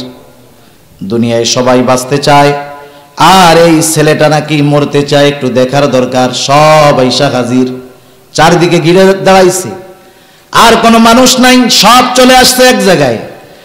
এইবার বালক বলতেছে, মারো তীর। কি বইলা মারবা? বিসমিল্লাহি রব্বিল গোলাম। তীর মারতেছি আল্লাহর নামে, যিনি হলেন এই বালকের রব, অর্থাৎ এই বালকের প্রতিপালক রব, আল্লাহর নামে তীর মারতেছি। এই কথা বলে যখন বালকের দিকে তীর নিক্ষেপ করছে। তীরের আঘাত বালকের গায়ে লাগছে, বালক জমিনের উপরে লুটায় পড়ে গেছে, শহীদ হয়ে গেছে।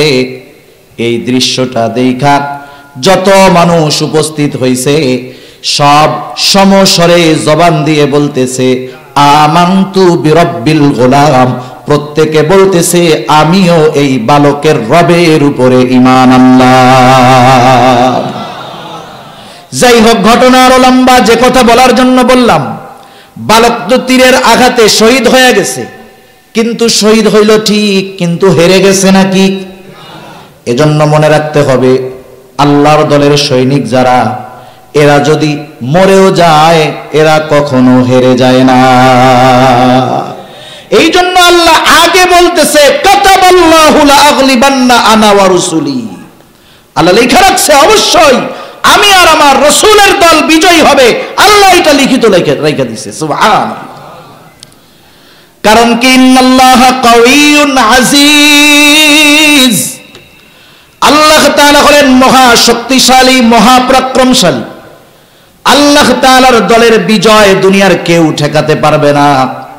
অ্যাটম বম পারবে না, কোন ক্ষেপণাস্ত্র দিয়ে আল্লাহর দলের যারা সদস্য তাদের পরাজিত করা যাবে না। কারণ এরা মরে যাবে ঠিক, কিন্তু এরা হেরে যাবে না। এরা হলো এমন দল। এখন এরা কারা? এদের কিছু কোয়ালিটি আল্লাহ তাআলা বর্ণনা করতেছেন। এ তো মিছিল দেওয়া না, যে যেই দলের মিছিল দেয় আমরা মনে করি সে সেই দলের লোক, কিন্তু আল্লাহর দলের লোক মিছিলের মাধ্যমে হওয়া যায় না। আল্লাহর দলের লোক হওয়ার জন্য, আল্লাহর দলের লোক হওয়ার জন্য যেই যোগ্যতাগুলো দরকার সেগুলো আমাদের মধ্যে থাকতে হবে। এখন আল্লাহর দলের লোক কারা? আল্লাহর দলের লোক হলো তারা যারা আল্লাহ এবং রাসূলকে সর্বোচ্চ মহব্বত করে, আল্লাহ এবং রাসূলের মহব্বতকে সবচাইতে বেশি প্রাধান্য দেয় যারা, তারা আল্লাহর দলের লোক। আল্লাহ তাআলা এরপরে বলতেছেন লা তাজিদু কওমান ইউমিনুনা বিল্লাহ। এই আয়াতটা বলার আগে এই আয়াতের শানে নুজুল আছে, নাজিল হওয়ার কারণ আছে। এটা বললে আয়াতটা বুঝতে আমাদের সহজ হয়ে যাবে। অনেক সময় অনেকগুলা ঘটনাকে কেন্দ্র করে একটা আয়াত নাজিল হয়, আবার অনেক সময় একটা আয়াতকে কেন্দ্র করে অনেকগুলো ঘটনা ঘটে, আবার একটা ঘটনাকে কেন্দ্র করে অনেকগুলো আয়াত নাজিল হইতে পারে। এই আয়াতটা কয়েকটা ঘটনাকে কেন্দ্র করে নাজিল হয়েছে, কিন্তু এর মধ্যে সবচেয়ে প্রসিদ্ধ ঘটনা হলো বদরের যুদ্ধের সময়ের ঘটনা। রাসূল আকরাম সাল্লাল্লাহু আলাইহি ওয়াসাল্লাম 313 জন মুহাজির এবং আনসারদের মধ্য থেকে 313 জন যাচাই বাছাই করে কাফেরদের বিরুদ্ধে লড়াই করার জন্য নবীজি রওনা হয়ে গেছেন। বদরের যুদ্ধের ইতিহাস ঘাটলে দেখা যায় এক্ষেত্রে কাফেররা পায়ে পাড়া দিয়ে আইসা যুদ্ধ করতে আসছে। কারণ যখন আবু সুফিয়ান আবু জেহেলের কাছে খবর পাঠায় দিছে যে আমাদের কাফেলা, ব্যবসায়ী কাফেলা এখন নিরাপদ, আর কোনো টেনশন নাই, আবু জেহেল তুমি তোমার বাহিনী নিয়ে মক্কায় ফিরে আসো, কোনো অসুবিধা নাই। ওই যে বললাম, মানুষ যখন প্রতিশোধ পরায়ণ হয়ে ওঠে আগ পিছ চিন্তা করে না, প্রতিশোধের নেশায়। আবু জেহেল চিন্তা করতেছে 1000 সশস্ত্র কাফের নিয়ে, সৈন্য নিয়ে যুদ্ধের প্রস্তুতি নিয়ে আসছি, ফিরা গেলে কি ভালো দেখা যায়? মুসলমানদের সাথে লড়াইটা কইরাই যাব, তারা যুদ্ধ না করে ফিরবে না, অবস্থা হলো তাই। নবীজি ওইভাবে যুদ্ধ করার প্রস্তুতি নিয়ে আসেন নাই, কিন্তু এখন যুদ্ধ না করে আর কোনো উপায় নাই। সেই জন্য 313 জন যাচাই বাছাই করে পাওয়া গেছে, গুইনা টুইনা 313 জন যুদ্ধের ময়দানে চলে গেছে। বিপক্ষে 1000 সশস্ত্র কাফের। চিন্তা করেন, যেন তেন যুদ্ধ নয়, আজকে যুদ্ধে মুখোমুখি হবে বাবা সন্তান, বাবা মুমিন, সন্তান কাফের। আবু বকর সিদ্দিক রাদিয়াল্লাহু তাআলা আনহু যুদ্ধের ময়দানে গেছে, ওনার ছেলে তখনও মুসলমান হয় নাই, যুদ্ধ করতে আসছে। আব্দুর রহমান যুদ্ধ করতে আসছে কাফেরদের পক্ষে। বাবা অস্ত্র ধারণ করতেছে ছেলের বিরুদ্ধে, কেউ চাচার বিরুদ্ধে, কেউ ভাইয়ের বিরুদ্ধে, কেউ সন্তানের বিরুদ্ধে, কেউ দাঁড়ায় গেছে তার নিজের বাবার বিরুদ্ধে। যুদ্ধের ময়দানে যুদ্ধ চলতেছে, 313 জনের মধ্যে একজন সাহাবীর নাম হলো আবু উবাইদা ইবনুল জাররাহ রাদিয়াল্লাহু তাআলা। আবু উবাইদা যুদ্ধের ময়দানে গেছে, যুদ্ধ চলতেছে, হঠাৎ তাকায় দেখে কাফেরদের পক্ষে, মুসলমানদের বিপক্ষে যুদ্ধ করার জন্য তার বাবা জাররাহ হাজির হয়ে গেছে। ওনার নাম আবু উবাইদা, বাবার নাম হলো জাররাহ। আবু উবাইদা মোমেন, জাররাহ সে হলো কাফের। জাররাহ চলে আসছে যুদ্ধ করার জন্য সন্তানের বিরুদ্ধে। আবু উবাইদা বীর বিক্রমে লড়াই করতেছে, কাফেরদেরকে ছত্রভঙ্গ করে দিচ্ছে, আবার খেয়াল রাখতেছে যে বাবার মুখোমুখি যেন হওয়া না লাগে, এই জন্য বাবার থেকে সরে সরে থাকতেছে। ইসলাম কত সুন্দর! ইসলাম কখনো এমনটা বলে না মা বাবা যদি তোমার সাথে মা বাবা যদি খারাপ হয়, কাফের হয়, ভালোবাসা যাবে না। বরং ইসলাম জানায় দেয় মা বাবা যদি মুশরিক হয়, কাফের হয়, মা বাবার সাথে সদাচরণ করতে হবে। আসমা বিনতে আবি বকর রাদিয়াল্লাহু তাআলা আনহা নবীজির কাছে আসছেন। আয়েশা নিজের মুশরিকা মায়ের ব্যাপারে বলতেছেন, ইয়া রাসূলুল্লাহ, আমার মা একজন মুশরিকা, তিনি আপনাকে খুব অপছন্দ করেন, তিনি মাঝে মধ্যে আমার কাছে আসেন, আমি তার সাথে কেমন আচরণ করব? নবীজি সাল্লাল্লাহু আলাইহি ওয়াসাল্লাম বলতেছে, তোমার মা যখন তোমার কাছে আসবে তুমি তার সাথে সদাচরণ করবা। সুবহানাল্লাহ! চিন্তা করে দেখেন, নবী বলতেছে নবীর বিরুদ্ধে আচরণ করে, নবীকে অপছন্দ করে। দেখেন তো, দুনিয়ার কেউ যদি আমার এসে কয় অমুক আপনারে অপছন্দ করে, এ খবর যদি আমার কাছে পৌঁছায়, আমি ওই যে ব্যক্তির কথা বলবো তার একবারে ওয়াশ করে দেব, ঠিক না? ওয়াশ করে দেব। অপছন্দ করে, আরে মিয়া ভালো মানুষ নাকি, আনতেন যা বলার বলবো। নবীজি বলেন নাই যে আমারে অপছন্দ করে তাইলে এর সাথে ভালো ব্যবহার করবা না। নবীজি বললেন তোমার মা তোমার কাছে যখন আসবে তুমি এই মুশরিকা মায়ের সাথেও সদাচরণ করবা, ভালো ব্যবহার করবা। শুধু তাই না, আল্লাহ তাআলা কোরআনুল কারীমের মধ্যে জানায় দেন, ওয়া ইন জাহাদাকা আলা আন তুশরিকা বিমা লাইসা লাকা বিহি ইলম ফালা তুতি'হুমা ওয়া সাহিবহুমা ফিদ দুনিয়া মা'রুফা। আল্লাহ তাআলা বলেন, তোমার মা বাবা যদি তাদের অজ্ঞতার কারণে আমার সাথে শিরিক করার জন্য তোমাদেরকে চাপ দেয়, তোমাদের উপরে যদি জোর জবরদস্তি করে, যদি চাপ দেয় যে আল্লাহর সাথে শিরিক কর, শিরিক হলো এমন এক পাপ, আল্লাহ তাআলা বলেন ইন্নাশ শিরকা লাযুলমুন আযীম, শিরিক হলো মহা জুলুম, মহা অন্যায়। শিরিক তো এমন পাপ, কিছু শিরক আছে যেগুলো আমল নষ্ট করে ছোট, কিছু শিরক আছে যেগুলো ঈমান নষ্ট করে। আরে মক্কার মুশরিক যারা ছিল এরা আল্লাহকে অবিশ্বাস করতো না, বরং মক্কার মুশরিকরা আল্লাহ তাআলার অস্তিত্বে এমন বিশ্বাসী ছিল। আমাদের মধ্যে অনেক মানুষের ওই রকম বিশ্বাস নাই। কেন? কারণ ওরা যে আল্লাহকে বিশ্বাস করত এই সাক্ষ্য দুনিয়ার কেউ দেয় নাই। তারা যে আল্লাহর অস্তিত্বে বিশ্বাস করত এই সাক্ষী দিয়েছেন কে? আল্লাহ তাআলা বলেন, ওয়ালা ইন সাআলতাহুম মান খালাকাস সামাওয়াতি ওয়াল আরদ, আপনি যদি তাদেরকে জিজ্ঞাসা করেন, তাদের কাছে যদি জানতে চান, কাদের কাছে? মুশরিকদের কাছে যদি জানতে চান, মান খালাকাস সামাওয়াতি ওয়াল আরদ, আসমান এবং জমিনের স্রষ্টা কে? আপনি যদি মক্কার মুশরিকদেরকে এই প্রশ্ন করেন, আসমান জমিনের স্রষ্টা কে? আল্লাহ তাআলা তাদেরকে জিজ্ঞাসা করার আগে এই প্রশ্ন করলে তারা কি জবাব দিবে? আল্লাহ তাআলা দুইটা তাকিদ যোগ করে বলেন, লা ইয়াকুলুন্নাল্লাহ, অবশ্যই অবশ্যই আপনার এই প্রশ্নের জবাবে তারা বলবে অবশ্যই অবশ্যই আসমান জমিনের স্রষ্টা হলেন আল্লাহ। শুধু তাই না, আপনি যদি তাদেরকে জিজ্ঞাসা করেন মান নাযালা মিনাস সামাই মাআ, আসমান হতে কে পানি বর্ষণ করে? শুধু তাই না, ফাআহইয়া বিহিল আরদা বা'দা মাউতিহা, ওই বর্ষিত পানির দ্বারা কে মৃত জমিনকে পুনরায় পুনরুজ্জীবিত করে। এখন তো চাষাবাদের জন্য কত আধুনিক ব্যবস্থা আছে, সেচ দেওয়া যায়, স্যালো মেশিন আছে, মোটর আছে, উন্নত বিশ্বের কৃষি কাজ আরো ডেভেলপ, সেখানে পানি দেওয়ার জন্য হেলিকপ্টার দিয়ে পানি দেওয়া হয়, কত আধুনিক প্রযুক্তি ব্যবহার করা হয়। কিন্তু একটা সময় এসব কিছুই ছিল না। মক্কার মুশরিকরাও অপেক্ষা করত আসমানওয়ালা আর আসমানি পানির জন্য অপেক্ষায় থাকতো।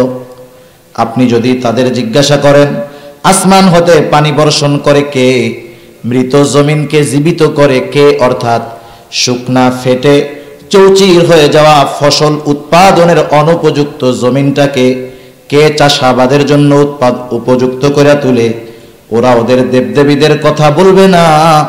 ওরা কি বলবে? লায়াকুলুন্নাল্লাহ, এগুলো অবশ্যই অবশ্যই করেন আল্লাহ।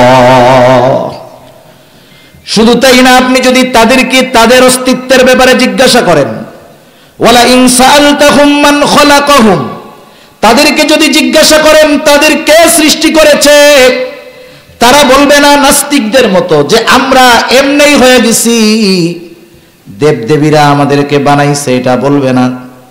যদিও এত মূর্তির পূজা করে, বাইতুল্লাহর মধ্যে ভরা সব মূর্তি, হবলের মূর্তি, লাতের মূর্তি, মানাতের মূর্তি, উজ্জার মূর্তি, এত মূর্তির পূজা করে, তাও বলবে না যে তারা আমাদের বানাইছে, বরং তারা বলবে লায়াকুলুন্নাল্লাহ, অবশ্যই অবশ্যই আমাদের স্রষ্টা হলেন আল্লাহ। আল্লাহ তাআলার অস্তিত্বের উপরে মক্কার মুশরিকদের কেমন বিশ্বাস ছিল, আল্লাহ তাআলা এই আয়াতগুলোর মাধ্যমে আমাদের জানায় দিয়েছেন। কিন্তু আল্লাহর অস্তিত্বের জাতের উপরে বিশ্বাস থাকার পরেও আল্লাহর সাথে শিরিক করার কারণে এরা বেঈমান, কোনো সন্দেহ নাই। আল্লাহ তাআলা বলতেছে, মা বাবা যদি অজ্ঞতার কারণে তোমাদের কাউরে আমি আল্লাহর সাথে শিরিক করতে বলে, শিরিক তো হলো এমন পাপ, আল্লাহ তাআলা বলেন সব গুনাহগুলো মাফ করে দিব, কিন্তু শিরকের গুনাহ মাফ হবে না। ইন্নাল্লাহা লা ইয়াগফিরু আন ইউশরাকা বিহি ওয়া ইয়াগফিরু মা দুনা যালিকা লিমান ইয়াশা। শিরক ছাড়া সব গুনাহ আল্লাহ তাআলা মাফ করে দিতে চাইছেন। শিরক করেছে, তাওবা করে নাই, শিরক করেছে এমন শিরক ঈমান ভঙ্গ হয়ে গেছে, ঈমান নবায়ন করে নাই, তার ঠিকানা জাহান্নাম, আল্লাহ তাআলা তাকে মাফ করবে না। এইরকম শিরক করার আদেশ যদি মা বাপ দেয়, যে ইমানদার, ইমানের দাম বুঝে, ইমানের কদর বুঝে, মূল্য বুঝে, তাকে যদি কেউ শিরক করতে বলে, সে তো ইমানি আলোয় উজ্জীবিত হয়ে তার বিরুদ্ধাচরণ করবে, ঠিক কিনা বলেন? গাড়ির উপরে সাইবা ধরবে, কত বড় সাহস আল্লাহর সাথে শিরক করতে কস। একজন মুমিনের কাছে ইমানের দাম বেশি। ইমান ধ্বংসের অন্যতম কারণ হলো শিরিক করা। মা বাবা যদি সন্তানকে শিরিক করতে বলে, মা বাবা কি করবে, সন্তান কি করবে? আল্লাহ তাআলা বলতেছেন, বান্দা শুনা নাও, এক নাম্বার কাজ হইল ফালা তুতিউহুমা, মা বাবার এই আদেশের আনুগত্য করবা না। মা বাবা শিরিক করতে বলছে, তুমি করবা না। এখন এত বড় পাপ করার আদেশ দিল, মা বাবার উপরে মেজাজটা গরম হতে পারে, তাদের উপরে মেজাজ গরম হইতে পারে, এই জন্য তাদের উপরে জুলুম করবা না, তাদের উপরে গরম কথা বলবা না, তাদের খাবার বন্ধ করে দিবা না, ওষুধ বন্ধ করে দিবা না, ঘর থেকে বাহির করে দিবা না, তাদের সাথে গরম আচরণ করবা না। কি করবা? আল্লাহ তাআলা বলেন, আদেশ করেছে, এই আদেশের আনুগত্য করবা না, তবে গরম হবা না, খারাপ আচরণ করবা না। ওয়াসাহিবহুমা ফিদ দুনিয়া মারুফা, ওই মা বাবার সাথেও দুনিয়াতে তুমি সদাচরণ করবা। সুবহানাল্লাহ। এমিয়া মা বাবার হকের ওয়াজ বুঝার লাইগা এর চাইতে বড় আয়াত আর মনে হয় নাই। যেই মা বাপ শিরিক করতে বলে তার উপরেও গরম হওয়া যাবে না, অথচ আমাদের অবস্থা এর পুরো ব্যতিক্রম, ঠিক কিনা বলেন? যে কথার থেকে গেলাম আবার সেই জায়গায় যাই, যে আবু উবাইদা বাবারে দেখছে, বাবা কাফের মুশরিক মুসলমানদের বিরুদ্ধে যুদ্ধ করার জন্য আসছে, বাবাকে দেখা অন্তরের মধ্যে পিতৃ মোহাব্বত জাগ্রত হয়ে গেছে। চিন্তা করছে বাবার মুখোমুখি হব না, বাবার সামনে যাব না, বাবার থেকে লুকায় লুকায় থাকবো। একবার, দুইবার, তিনবার এইভাবে বারবার লুকায় আছে। আর জাররাও চিন্তা করতেছে নবীজির উপরে আক্রমণ করার চিন্তা।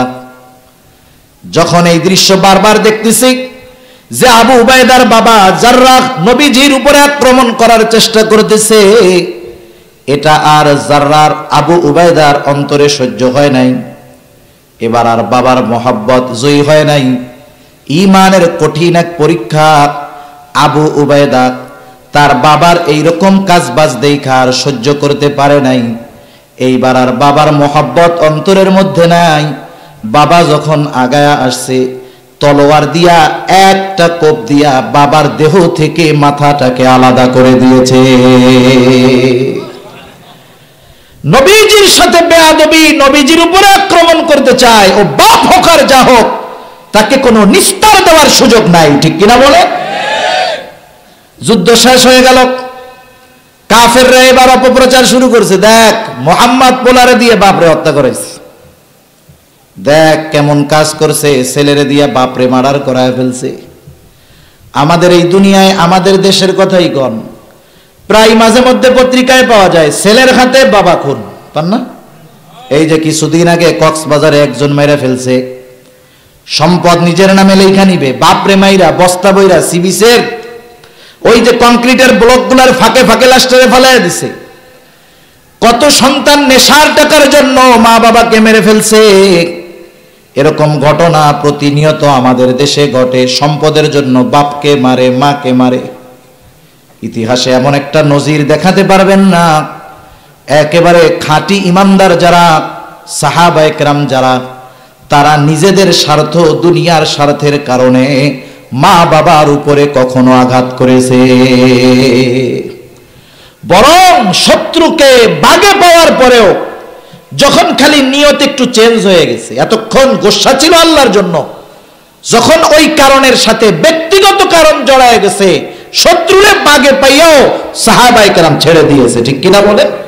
আলী রাদিয়াল্লাহু তাআলা আনহু চাইপা ধরছে একজন ইহুদিরে, যুদ্ধের ময়দানে শেষ করে দিবে, মরণ তো হয়ে যাবে। ইহুদি চিন্তা করছে কি করা যায়, শেষে থুথু নিক্ষেপ করছে, আলী রাদিয়াল্লাহু তাআলা আনহুর গায়ে লাগছে।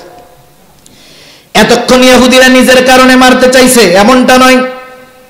দ্বীনের জন্য ইহুদির বিরুদ্ধে লড়াই করবে, ইহুদিকে শেষ করে দিবে। এতক্ষণ ইহুদের বিরুদ্ধাচরণ ছিল আল্লাহর জন্য। কিন্তু যখন থুথু গায়ে লাগছে, ব্যক্তিগত রাগটাও বেড়ে গেছে। বাগে পাইয়া আস্তে করে ছেড়ে দিছে, যা। ইহুদি চিন্তা করে কি ব্যাপার, এমন সুযোগ পাওয়ার পরেও আমাকে ছেড়ে দিল কেন? হযরত আলী রাদিয়াল্লাহু তাআলা আনহু ছাড়ার কারণ কি? কারণ এতক্ষণ যে ইহুদিরে শেষ করে দিবে, এটা ছিল একমাত্র আল্লাহর জন্য। এখন যদি ইহুদিকে মারে, এই যে থুতু নিক্ষেপ করার জন্য যেই রাগ ওনার মধ্যে আসছে, সেটাও এ জায়গায় মিশে যাবে। যেহেতু এই ইহুদিকে দুনিয়া থেকে বিদায় করা একমাত্র আল্লাহর জন্য হবে না, বিদায় শত্রুকে এমন অবস্থা থেকেও তারা ছেড়ে দিয়েছে। কাফেররা রটাইতেছে যে দেখ মুহাম্মদ কি সাথী বানাইছে, পোলারে দিয়া বাপরে শেষ করায় দিছে। রাসূল সাল্লাল্লাহু আলাইহি ওয়াসাল্লাম চুপ, কিছুই বলতেছেন না। আল্লাহ তাআলা ওহী নাজিল করে দিলেন, এই কাজটা দুনিয়ার মানুষের কাছে যত খারাপ লাগুক না কেন, আবু উবাইদা কেন করছে, কি জন্য করছে, কার মহব্বতে করছে, দুনিয়ার মানুষ জানুক আর না জানুক, জানে কে? আরো জোরে বলেন না, জানে কে? আল্লাহ তাআলার কাছে তো কাজটা পছন্দনীয় হয়ে গেছে। দুনিয়ার মানুষের কাছে যা হয় হোক, আল্লাহ তাআলার কাছে পছন্দনীয় হয়ে গেছে। দুনিয়ার কাফেররা এই কাজের কারণে তিরস্কার করতেছে, আর আল্লাহ তাআলা এই কাজের কারণে আল্লাহ তাআলা প্রশংসা কইরা আয়াত নাজিল করে দিয়েছে। আল্লাহ তাআলা জানায় দেন, লা তাজিদু কওমান ইউমিনুনা বিল্লাহ, লা তাজিদু কওমান ইউমিনুনা বিল্লাহি ওয়াল ইয়াউমিল আখির ইউআদ্দুনা মান হাদ্দাল্লাহ ওয়া রাসূলাহু। আল্লাহ তাআলা বলেন, আপনি এমন কওমকে এমন অবস্থায় পাবেন না যারা আল্লাহর প্রতি আর আখিরাতের প্রতি ঈমান এনেছে। লা তাজিদু কওমান ইউমিনুনা বিল্লাহি ওয়াল ইয়াউমিল আখির ইউআদ্দুনা মান হাদ্দাল্লাহা ওয়া রাসূলাহু, যে আল্লাহর প্রতি আখিরাতের প্রতি ঈমান আনয়নকারী ওই কওম, ওই সম্প্রদায় এমন কারো সাথে বন্ধুত্ব স্থাপন করে, মহব্বতের সম্পর্ক রাখে যারা আল্লাহ এবং রাসূলের বিদ্বেষ লালন করে, আল্লাহ এবং রাসূলের বিরুদ্ধাচরণ করে। সোজা কথা হইল, যারা আল্লাহ এবং আখিরাতের প্রতি ঈমান এনেছে তারা আল্লাহ এবং রাসূলের বিরুদ্ধাচরণকারীদের সাথে কোনো সুসম্পর্ক রাখে না। আল্লাহ এবং রাসূলের প্রতি যারা ঈমান এনেছে, আখিরাতের প্রতি যারা ঈমান আনছে, এই মানুষগুলো আল্লাহ এবং রাসূলের দুশমনদের সাথে কখনো বন্ধুত্ব রাখে না। সেজন্য বন্ধু নির্বাচন করতে হবে যে আসলে আমাদের বন্ধুকে। অন্তরঙ্গ বন্ধু নির্ণয় করার সময় এগুলো দিয়ে মাপতে হবে। আল্লাহ তাআলা বলেন, লা তাত্তাখিদুল ইয়াহুদা ওয়ান নাসারা আউলিয়া বা'দুহুম আউলিয়াউ বা'দ, তোমরা ইহুদি নাসারাদেরকে বন্ধুরূপে গ্রহণ কইরো না। তারা পরস্পর বন্ধু। তারা কি পরস্পর বন্ধু? বাস্তবতা হলো ধর্মীয় দিক দিয়ে ইসলামের সাথে ইহুদি খ্রিস্টানদের যতটা বিরোধ, তার চাইতে বেশি বিরোধিতা হলো ইহুদি আর খ্রিস্টানদের মাঝে। যারা মোটামুটি ধর্ম নিয়ে পড়ছেন বুঝবেন, কারণ ঈসা আলাইহিস সালামকে হত্যার ষড়যন্ত্র করছেই তো ইহুদিরা। খ্রিস্টানদের নবীকে মারার ষড়যন্ত্র করেছে ইহুদিরা। এদের সাথে ছিল সবচাইতে বড় দুশ্মনী। কিন্তু দেখেন, যখনই মুসলিমদের সাথে এদের কারো দুশ্মনী হয়, ওরা ওদের অতীতের দুশ্মনীর কথা ভুলে গিয়ে কাঁধে কাঁধ রেখে মুসলমানদের উপরে জুলুমের স্টিমরোলার চালায়। দেখতেছেন না?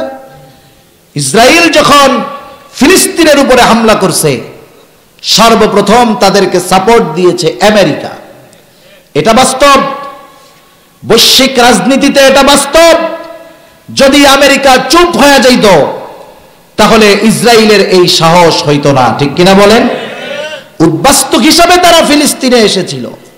উদ্বাস্তু হিসাবে যখন তারা জাহাজে করে আসতেছে, তারা বড় ব্যানার টানায় দিয়েছে, হিটলার আমাদের সব শেষ করে দিয়েছে, সব শেষ করে দিয়েছে, সর্বশেষ বেঁচে থাকার আশাটুকু নিয়ে এসেছি, তোমরা আমাদের ফিরাইয়া দিও না।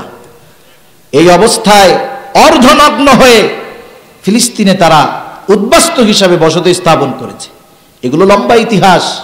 আমরা মুসলমানরা ইতিহাস পড়তে রাজি নাই। ঘরে ঘরে ফেসবুক, মোবাইল, ইন্টারনেট আছে, কিন্তু আমরা মুসলমান আমাদের অতীত ইতিহাস জানি না। যে জাতি তার অতীত ইতিহাস জানে না, সে জাতি ভবিষ্যতে মাথা উঁচু করে দাঁড়াতে পারে না। সেজন্য আমাদের জানতে হবে ইতিহাস, আমরা কি ছিলাম, আমাদের পূর্বপুরুষ কি ছিল।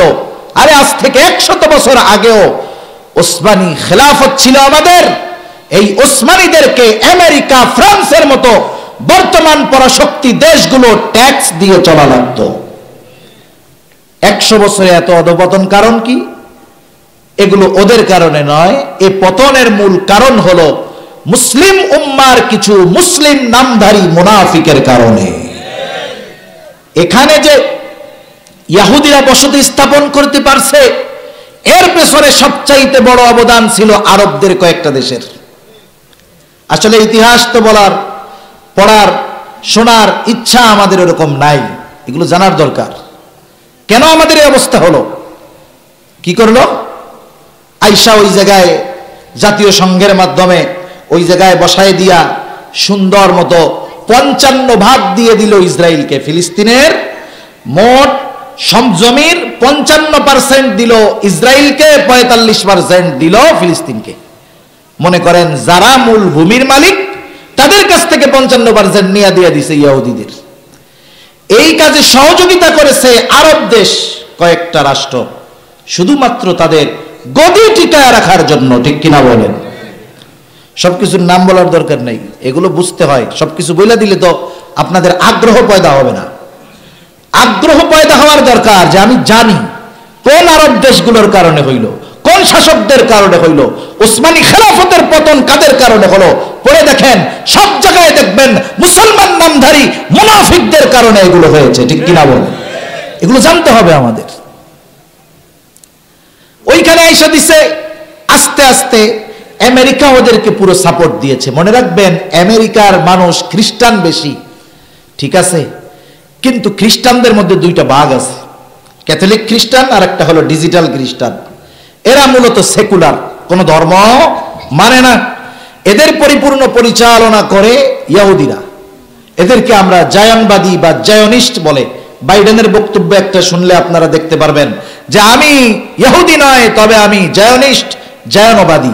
মানে গোটা পৃথিবীতে তাদের একটা গ্রুপ আছে, যেই গ্রুপরা ইহুদি নয়, তবে ইহুদি রাষ্ট্র প্রতিষ্ঠার পক্ষে কাজ করে।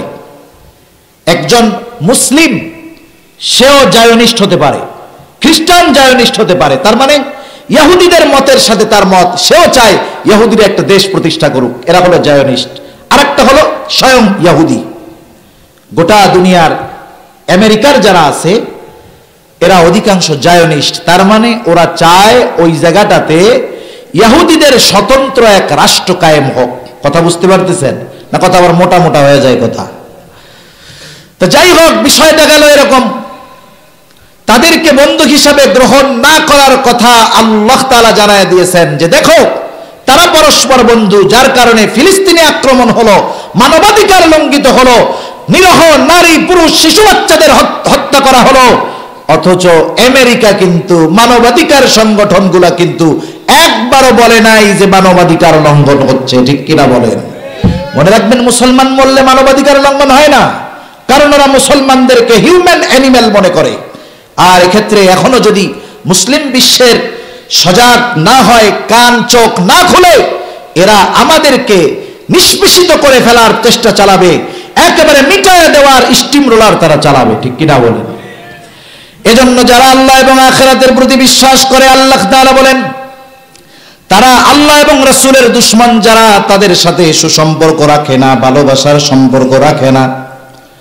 এখন এই আল্লাহ এবং রাসূলের দুশমন যদি তাদের বাবাও হয়, আল্লাহ তাআলা সেই কথা বলেন, ওয়ালাউ কানু আবাআহুম আও আবনাআহুম আও ইখওয়ানাহুম আও আশীরাতাহুম।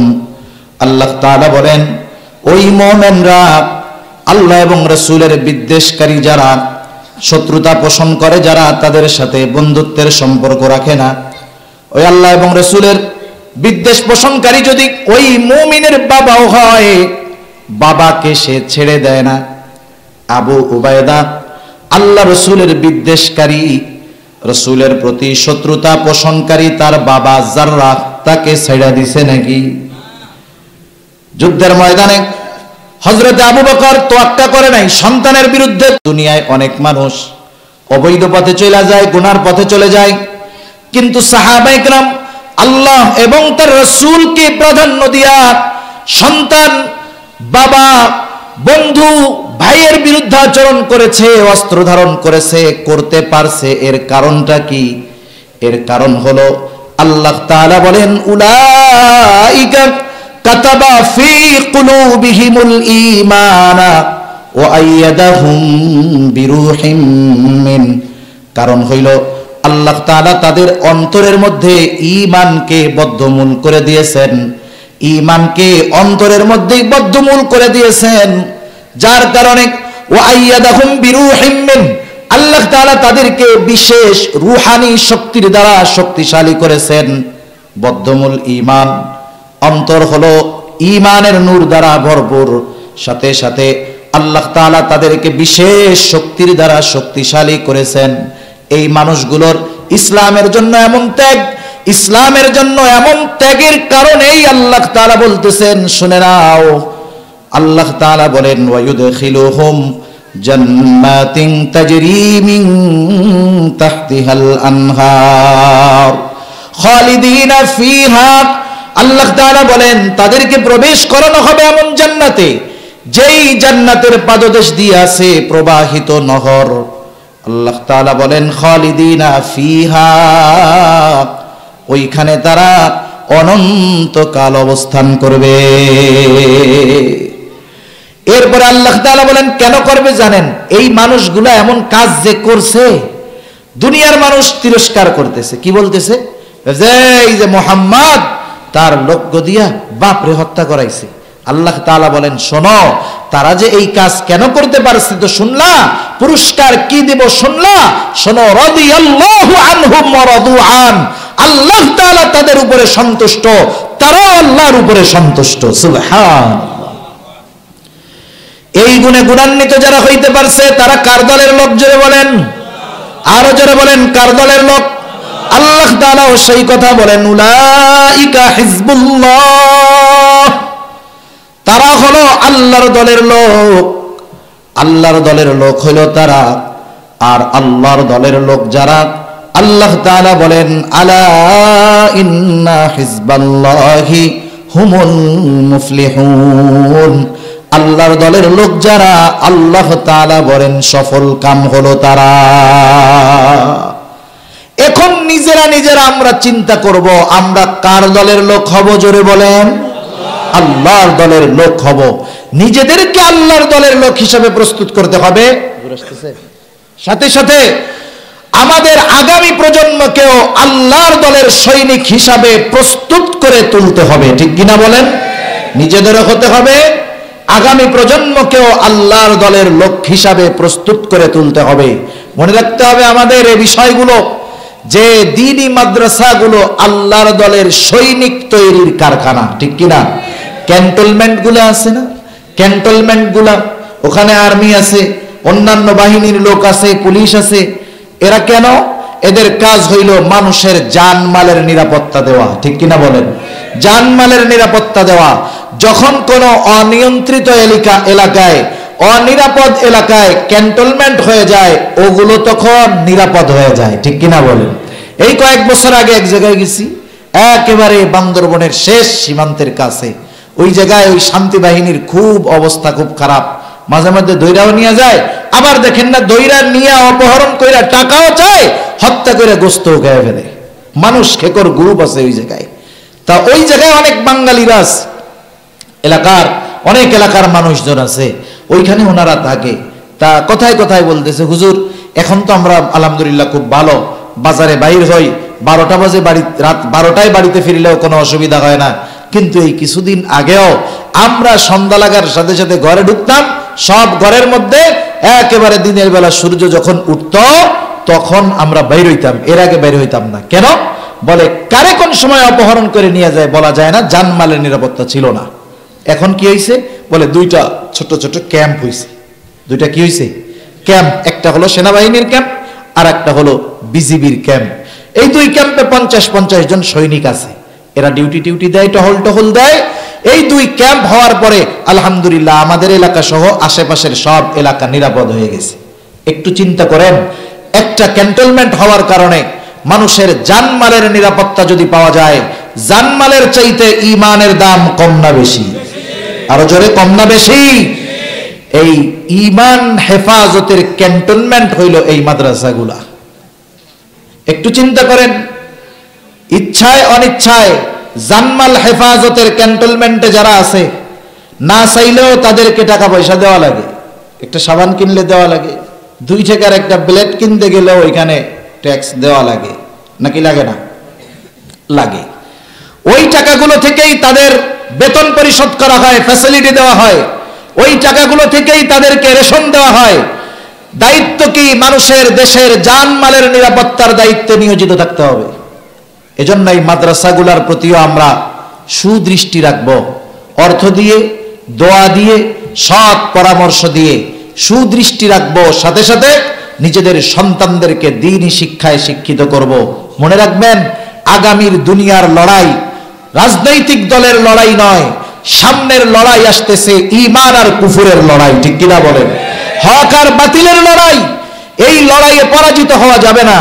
এই লড়াইয়ের জন্য নিজে যেমন প্রস্তুত হতে হবে, এই লড়াইয়ের জন্য আমাদের আগামী প্রজন্মকেও প্রস্তুত করতে হবে। ঠিক কিনা বলেন?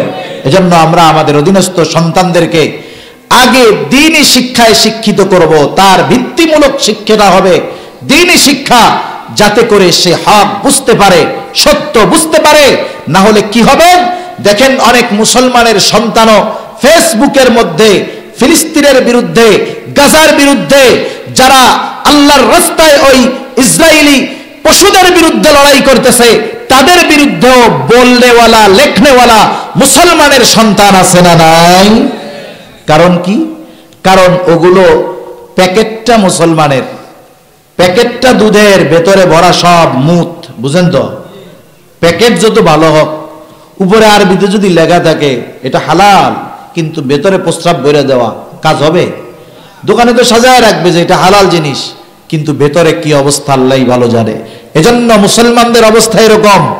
এখন দেখা যাচ্ছে বেশভূষায় মুসলমান, উপরে মুসলমান, কিন্তু ভেতরে মুসলমানিত্বের কিছু নাই। এই কারণে আজকে 200 কোটি মুসলমান হওয়ার পরেও এই গাজাবাসীর আর্তনাদ তাদের কানে পৌঁছায় না।